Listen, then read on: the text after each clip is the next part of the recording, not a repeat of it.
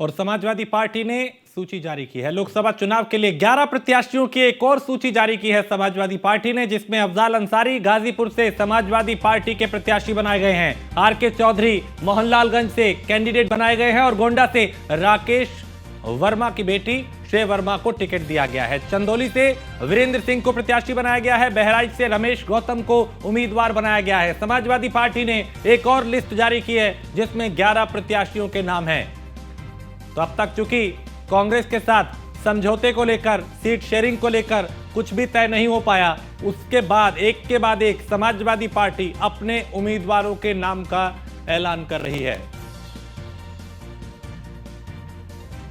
तो बहराइच से रमेश गौतम को प्रत्याशी बनाया गया है, जबकि गाजीपुर से अफजाल अंसारी चुनावी मैदान में होंगे। समाजवादी पार्टी ने एक और सूची जारी की है लोकसभा चुनाव के उम्मीदवारों की, और इसमें 11 प्रत्याशियों के नाम है इस सूची में।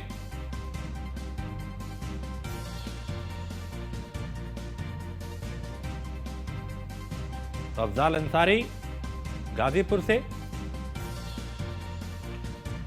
हरदोई से उषा वर्मा समाजवादी पार्टी से उम्मीदवार बनाए गए हैं, और नीलेश चौहान लखनऊ से ज्यादा जानकारी इस पे देंगे। नीलेश, एक और सूची समाजवादी पार्टी ने उम्मीदवारों की जारी की है। बिल्कुल आपको बता दूं, समाजवादी पार्टी लोकसभा चुनाव को लेकर लगातार अपने प्रत्याशियों की घोषणा कर रही है। इससे पहले 17 सीटों पर समाजवादी पार्टी ने अपने उम्मीदवारों की तो लिस्ट थी उसको सार्वजनिक किया था, जिसमें उनके ऊपर तमाम आरोप लगे थे कि इस बार भी उन्होंने जो लिस्ट जारी की उसमें परिवारवाद ज्यादा दिखाई दे रहा है और पीडीए को भी नजर अंदाज करने के आरोप अखिलेश यादव के ऊपर लगे थे। आज की अगर हम सूची की बात करें तो 11 जो लोकसभा सीटें हैं उनकी सूची जारी की गई है। और मैं आता हूं नीलेश आपके साथ। हरेंद्र मलिक हमारे साथ जुड़े हैं, समाजवादी पार्टी के प्रत्याशी हैं। हरेंद्र जी, सूची एक और सपा ने जारी की है, आपका नाम भी है। क्या चुनौतियां, क्या प्राथमिकताएं रहने वाली हैं? और चूंकि कांग्रेस से अभी तय नहीं हो पाया, आप लोगों की एक के बाद एक लिस्ट सामने आ रही है। देखिए, पार्टी ने हम पर विश्वास जताया, हमें जिम्मेदारी दी है मुजफ्फरनगर लड़ने की, पर मुजफ्फरनगर जीतने की जिम्मेदारी दी है। मैं पुरजोर कोशिश करूंगा, मैं और मेरे साथी, कि हम चुनाव जीत करके आए, और हमें विश्वास है कि हम पार्टी को निराश नहीं करेंगे।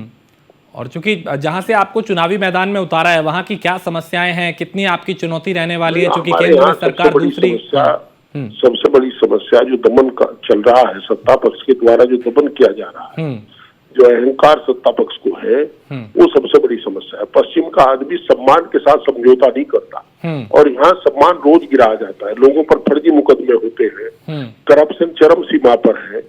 हम लोग उसी लड़ाई को लड़ते हैं, उसी लड़ाई को लड़ने का काम करें। लेकिन हरेंद्र जी, क्या अभी आप लोगों को लगता है कि आप चुनौती दे पाएंगे? चूंकि हालात ऐसे हैं कि कई साथी आपके चले गए, कई पार्टी के नेता चले गए, स्वामी प्रसाद मौर्य भी अभी आप दिखा रहे हैं। ऐसा है, जो चुनाव है, चुनाव कभी आसान नहीं होता, पर चुनाव को असंभव ही नहीं माना जाता। चुनाव में मैं आपको बता रहा हूँ, मुझे पूर्ण विश्वास है मेरे साथियों को और मुझे कि हम चुनाव जीत जाएंगे। हम पूरा कोशिश करेंगे कि चुनाव जीते, आगे नतीजा ईश्वराधीन है। चलिए, बहुत शुक्रिया हरेंद्र जी हमसे बात करने के लिए। तो आपने सुना लोकसभा चुनाव के जो उम्मीदवार हैं,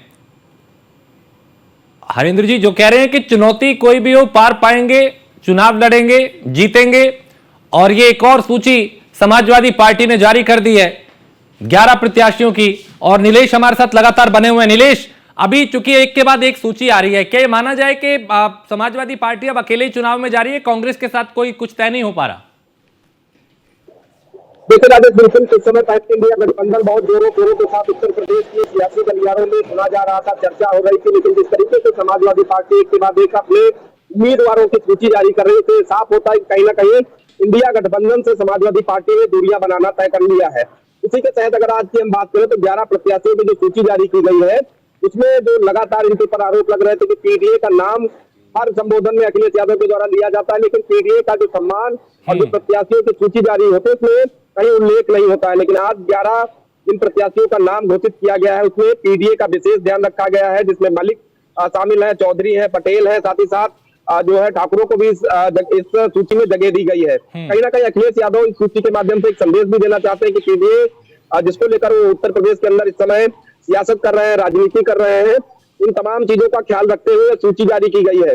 हालांकि इंडिया गठबंधन को लेकर आने वाले दिनों में क्या होगा, क्योंकि जिस तरीके से स्वामी प्रसाद मौर्य एक के बाद एक अपने बयान जारी कर रहे हैं, उनकी तरफ से ये भी कहा गया है कि 22 तारीख को वो नई पार्टी की घोषणा कर सकते हैं। तो ऐसे में समाजवादी पार्टी से जो वो एमएलसी बनाए गए थे, उस एमएलसी पद को उनको छोड़ना पड़ेगा। और उत्तर प्रदेश की सियासत की अगर हम बात करें तो फिलहाल समाजवादी पार्टी के पास उतना बड़ा जनाधार नहीं है जितना बड़ा होना चाहिए, क्योंकि जिस तरीके से एक के बाद एक तमाम समाजवादी पार्टी के जो कद्दावर नेता थे उनको जो है पार्टी छोड़नी पड़ी है। साथ ही साथ इस आज की जो जारी हुई लिस्ट है उसमें जो नाम है अफजाल अंसारी का, अफजाल अंसारी के बारे में उत्तर प्रदेश की जनता जानती है, उत्तर प्रदेश का खास तौर पर पुलिस महकमा जानता है कि कितने ज्यादा उनके ऊपर मुकदमे दर्ज है। उन तमाम चीजों को अगर देखें तो कहीं ना कहीं समाजवादी पार्टी के ऊपर जो आरोप लगे हैं कि अपराधियों को टिकट देना इनकी प्राथमिकता है, तो कहीं ना कहीं इस सूची में अफजाल अंसारी को टिकट देकर ये जरूर जग जाहिर किया है कि अफजाल अंसारी को बीजेपी को एक मौका भी मिल जाएगा सपा को घेरने का। नीलेश, बीजेपी को भी एक मौका मिल जाएगा, क्योंकि वो पहले ही कहते हैं माफियाओं की पार्टी है, गुंडों की पार्टी है, गुंडों को टिकट दिया जाता है, और यहाँ पे अफजाल अंसारी के बहाने एक मौका दे दिया सपा ने बीजेपी को। देखिए बिल्कुल, जिस तरीके से चाहे वो उत्तर प्रदेश के मुख्यमंत्री योगी आदित्यनाथ हो, उत्तर प्रदेश सरकार में मंत्री हो, विधायक हो, लगातार समाजवादी पार्टी को इन ऐसे नेताओं को लेकर टारगेट करते हैं जिनके ऊपर उत्तर प्रदेश के अंदर तमाम आपराधिक मुकदमे दर्ज है, चाहे वो मुख्तार अंसारी हो, अफजाल अंसारी हो या मृतक हो चुके अतीक अहमद हो। उन तमाम लोगों का नाम सुर्खियों में रहता है कि इन लोगों को बढ़ाने का काम उत्तर प्रदेश के अंदर अगर किसी राजनीतिक पार्टी ने किया है तो समाजवादी पार्टी ने किया है। तो ऐसे में समाजवादी पार्टी को एक बार फिर से भारतीय जनता पार्टी के जो प्रवक्ता है, नेता है, मंत्री है, अफजाल अंसारी के नाम को लेकर जो है घेरते हुए नजर आएंगे, क्योंकि अफजाल अंसारी के ऊपर तमाम गंभीर मामले हैं, चाहे वो जेल के अंदर असंवैधानिक तरीके से मुलाकात का मामला रहा हो, अवैध असलहे का मामला रहा हो, उन तमाम चीजों को लेकर लगातार इनके ऊपर जो पुलिस की कार्रवाई है, कोर्ट की कार्रवाई है, वो प्रचलित है। ऐसे में समाजवादी पार्टी की तरफ से इनको अपना उम्मीदवार बनाना अपने आप में एक जो है समाजवादी पार्टी की तरफ से भारतीय जनता पार्टी को मौका दिया गया है कि वो एक बार फिर से समाजवादी पार्टी को घेर सकते हैं। फिलहाल देखना होगा कि 27 लोगों की सूची जो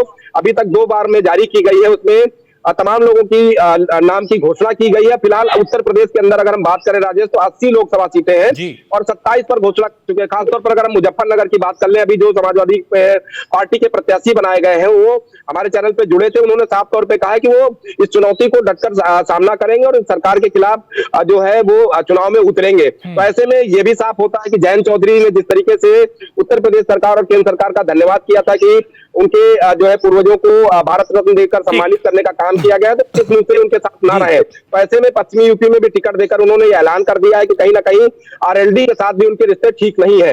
ऐसे में देखना होगा कि क्या लोकसभा चुनाव में आरएलडी की रणनीति रहती है, क्योंकि पश्चिमी यूपी में मजबूत पकड़ मानी जाती है जयंत चौधरी की। ऐसे में पश्चिमी यूपी बहुत कुछ तय करता है उत्तर प्रदेश के अंदर, और दिल्ली की रहेगा समाजवादी पार्टी को कि जयंत के जाने के बाद कैसे वहां पे भरपाई करे। बहुत शुक्रिया नीलेश इस तमाम जानकारी के लिए।